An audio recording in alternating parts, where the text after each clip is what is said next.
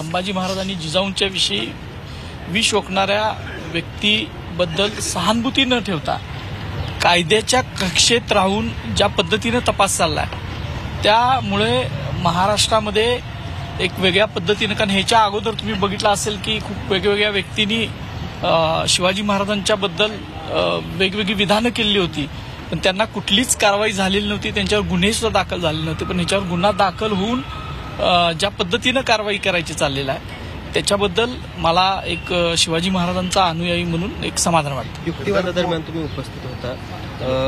असीम सरोदे युक्तिवाद करत असताना आरोपीच्या वकिलांनी थेट माईक बंद करा अशा पद्धतीचं वक्तव्य केलं.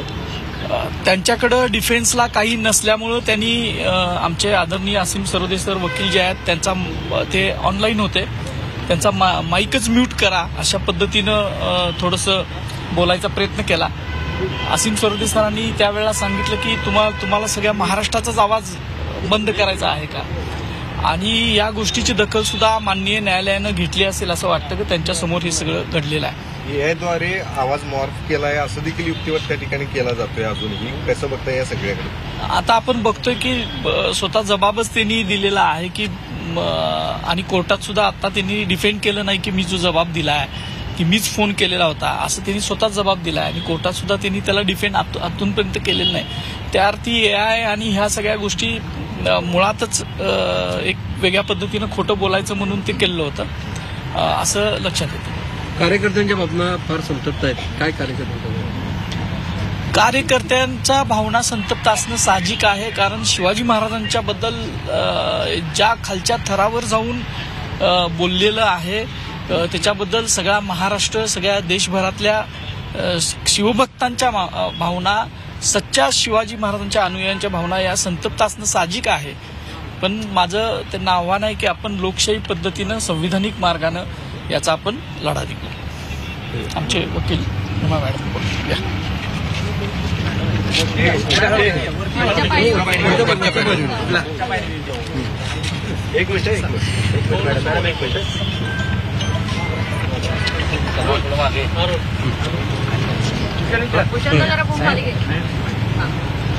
मराठी.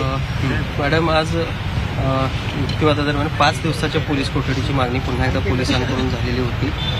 काय नेमकं त्यामध्ये सांगितलंय तपासातल्या बाबी आपल्या बाजूनं, आणि काय ज्या पद्धतीनं 2 दिवस दिलेली आहे पोलीस कोठडी पुरेशी आहे?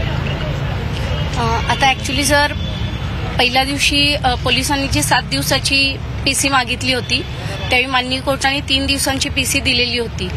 पण खरंच पोलिसांचं कौतुकास्पद काम आहे की त्यांनी 3 दिवसात ही बरीच इन्व्हेस्टिगेशन केलेलं आहे आणि त्यातून बरीच प्रोग्रेस दिसून आली.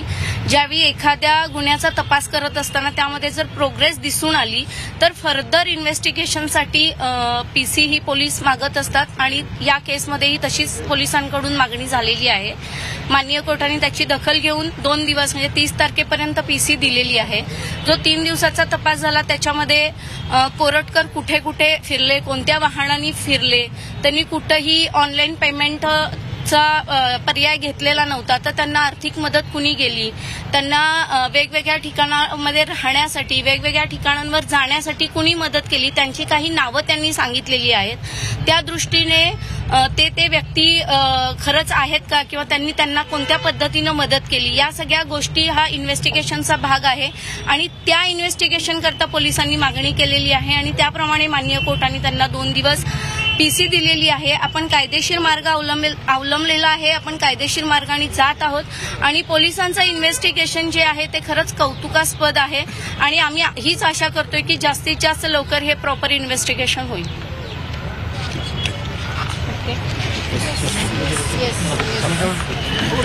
प्रशांत कोरटकरला आता 2 दिवसांची पोलीस कोठडी मिळालेली आहे. या 2 दिवसात आता पोलीस कशा पद्धतीने तपास करतात, कुणाकुणाची चौकशी केली जाते हे पाहणं महत्त्वाचं आहे. 30 मार्चपर्यंत कोरटकर आता पोलीस कोठडीतच असणार आहे.